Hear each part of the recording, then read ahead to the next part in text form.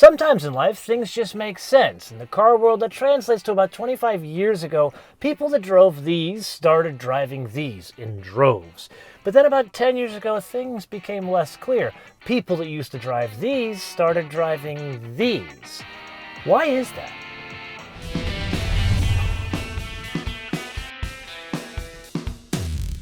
Now, we could look to a lot of different theories to answer this mystery wrapped in an enigma, but I prefer to look to the first theory principle, which is going to the root level of the problem and reasoning up from there. In going from station wagons to SUVs, people are simply looking for more utility. But going from a sedan to something like this, it's not necessarily looking for more utility, but they're not necessarily against the idea of a car that sits higher up and perhaps bigger. Enter the SUV with less you. Now, if we're honest with one another, not exactly the first one to the party, more like the last, which brings us to why now? That brings us to numbers. The average price of a new vehicle is no longer $50,000, which, thank baby Jesus, it's only gone down to $48,000. But that precludes a very good vehicle that people no longer buy, a sedan. The kind of cars that people like this used to buy. One can have a Camry, as we've seen, $28,000. So if you're looking at it from the perspective of being a car company, you're in the business, no matter what the government tells you, of making money. So you sell cheap sedans, or you give people something like this that you could potentially make a couple more bucks on. But Genesis, they're not exactly known for using an extensive options list in order to extract the maximum amount of pain on your bank account. Enter the GV80, not the GV80 SUV we recently drove, rather the GV80 Coupe. And here the changes are obvious. It looks different, all in the arse end. Everything else is very similar. There's some details we'll get to, but really it's all about this, which gets us to the functionality of the U. It's still a sport utility vehicle. Is there any use back here? And there, in the surgery going from this to this, it's not a big difference. It's down by 3 cubic feet of storage. And that brings us to a rather unique advantage of being late to the party. Not only you get to see what other people are wearing, you get to see what other people are doing. And when it comes to form factors like this in not so inexpensive vehicles, we not only lose utility here, we also lose utility here in the form of less headroom. Now, there is a party trick that other manufacturers use to mix effect, and that is lower hip point. That is, where is your butt on the seat? They lower the seat in order to give you more fake headroom, or like the Cadillac Lyric, they've got the battery there, they give you a glass roof for free, but really it's to give you more headroom. Here they did something different. Instead of tapering the line here, they start to taper it here, so it has the same headroom as the GV80 SUV. But then they add one little party trick here, which you think is like, hey, we're giving you a fancy option. It's got 6-way seats in the back that are electric standard on 2 different models, forward, backward, recline, but also to pick up the front. And the idea is so taller people can lean back a bit more, which results in a little bit of extra usable headroom. One could argue it's Peter stealing from Paul. The rest of the dimensions, specifically knee room, the same. Then there's the engines that are available. In a GV80, one can have a 4-cylinder turbo or a 6-cylinder with turbos. Here, you could only have a 6-cylinder with turbos. But there is this one, the E-Supercharger. Now, if one is familiar with the world of Genesis, it's very clear where we can find a super and twin turbocharged V6. It's kind of like the old Pontiac trick, where you take the engine from your largest car, put it maybe not your smallest car, here your mid-sized car, and you have an SUV with less U and a side of GTO. Granted, letter soup, but you see where I'm going with this. In either case, the 3.5 twin turbo or this one, anything you want as long as it's an 8-speed torque converter automatic and an all-wheel drive system.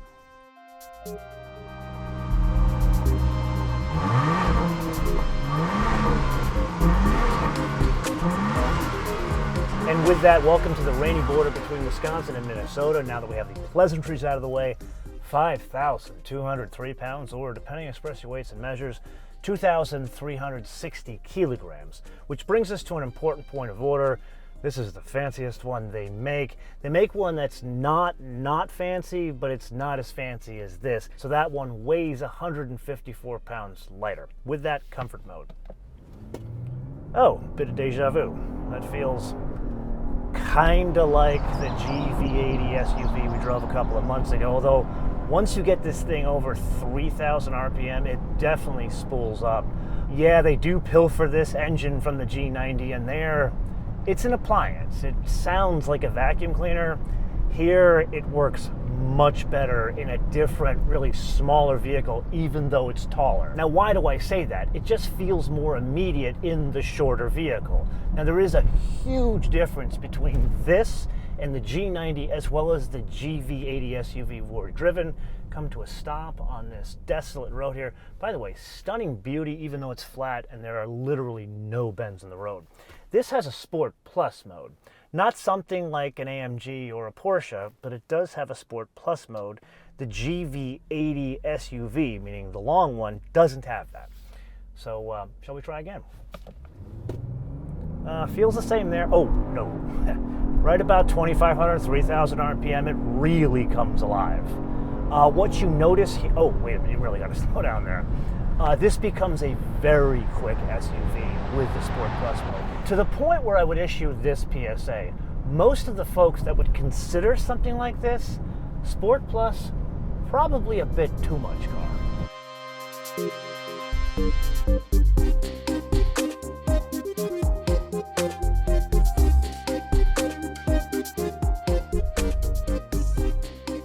So let's geek out about that engine a bit more. This is a 3.5 twin turbocharged V6 like we've experienced in other Genesis vehicles.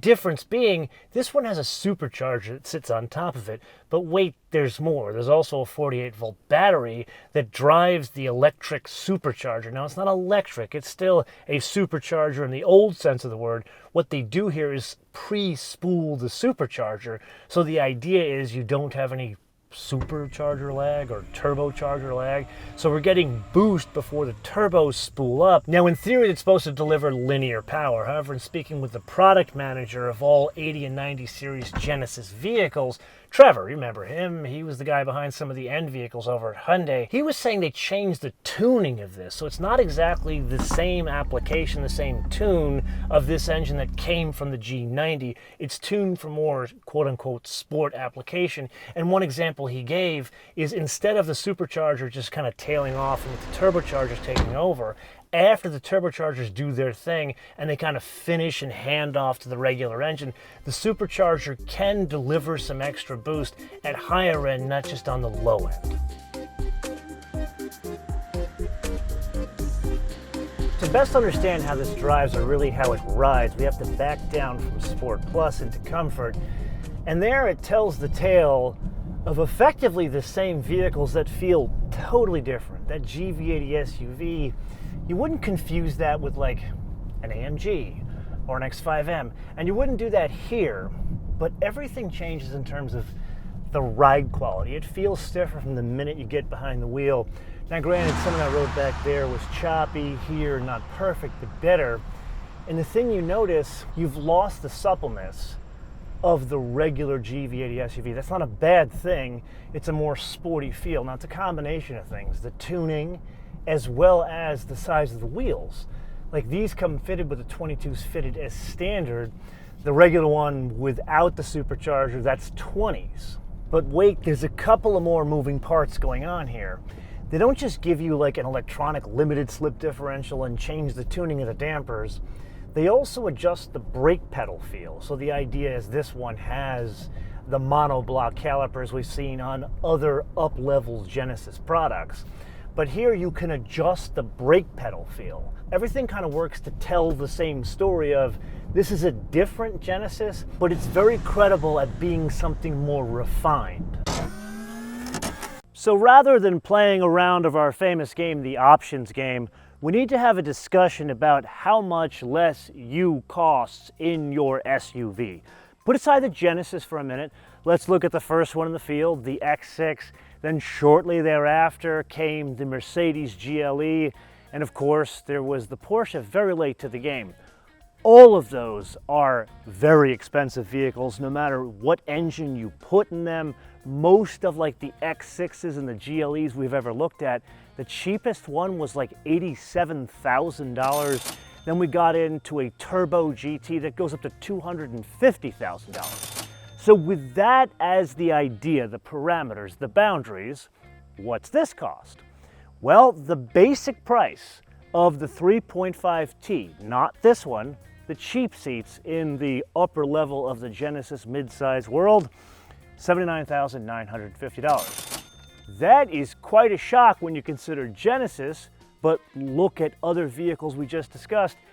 It's cheaper. Like, for example, the last GLE 53 we drove was in Portland. That was moderately equipped, and it was something like $98,000. Then we get to this, the fanciest one. How much is it?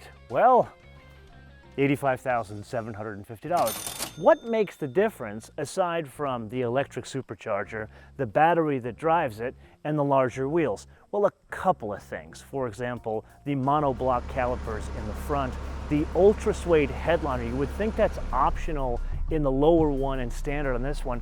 Turns out that and the panoramic sunroof are fitted as standard to both. This one has the alloy pedals. And so we come to the point where we need to put all those other differences aside and focus on one that could be argued is the most important. If you remember the GV80 SUV we drove, there was a design trick there. The designers wanted you to think it was an electric propulsion system because they hid the exhaust underneath the bumper cover. Here you will notice quad exhaust. That's fitted as standard to the fancy one. If I'm reading the tea leaves correctly, the goal here is to make only a fancy version of this Genesis, unlike the 4-cylinder and different levels of 4-cylinder and 6-cylinder in the one that has the long roof. But how much does all this cost in the fancy model? We have to add an additional $1,350 for the destination and handling from Korea, which brings us to, built in, $87,100. Now, before you and I part ways for the day, I wouldn't be doing my job if I didn't wax on poetically about design details. No, not the way it looks, we've already discussed that. Little details that set it apart. Color and trim. Notice the color of this seatbelt. I'd love to tell you that I matched my shirt today with a seatbelt. That wasn't the case. But I love this.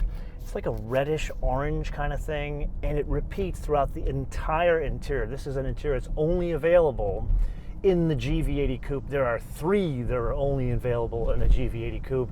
The only one shared between it and the SUV is black. You wouldn't want that one anyway. Then there's the detail of that steering wheel you were looking at.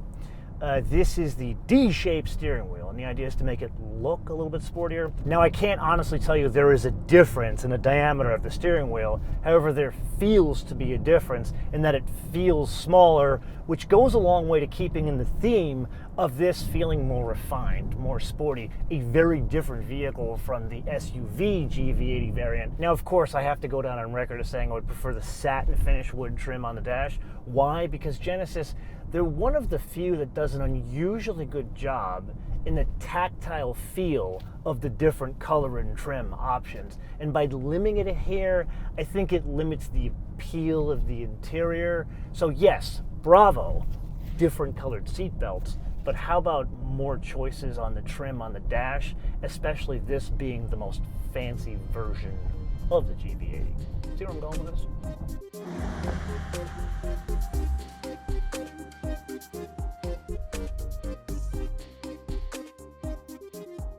Okay, so it doesn't look exactly like Minnesota, and there's a reason for that. I needed to take some time to reflect on this experience because I had a hard time getting over an $85,000 mid-size Genesis. And in looking at that, as well as some of my notes of the X6s, as well as the GLEs that we've driven, all of them are significantly more expensive than this. Only like the cheap ones come close to this price. So if we look at it from like a competitive point of view, it's really not something to be fussed with. However, what I learned here, this is probably one of the better luxury cars that Genesis makes. And that's not just a function of dollars and cents, it's more a function of the size with the more powerful engine, and frankly, the best execution of this whole coupe thing that I've ever seen. This is the point of the episode. I'll turn around to you guys to opine in the comments below, or via our social media, MotoManTV on word, MotoManTV on word, Facebook, Twitter, and Instagram. And with that wish list, I don't really have much here except for what we already discussed and that is some more options for color and trim on the inside, because these folks are unusually good at it. Now, if you found this episode fascinating, I would highly suggest you watch some of the OG crossovers that have like less U, like the X6M. You can see the episode here. Until I see you in the next episode, be später.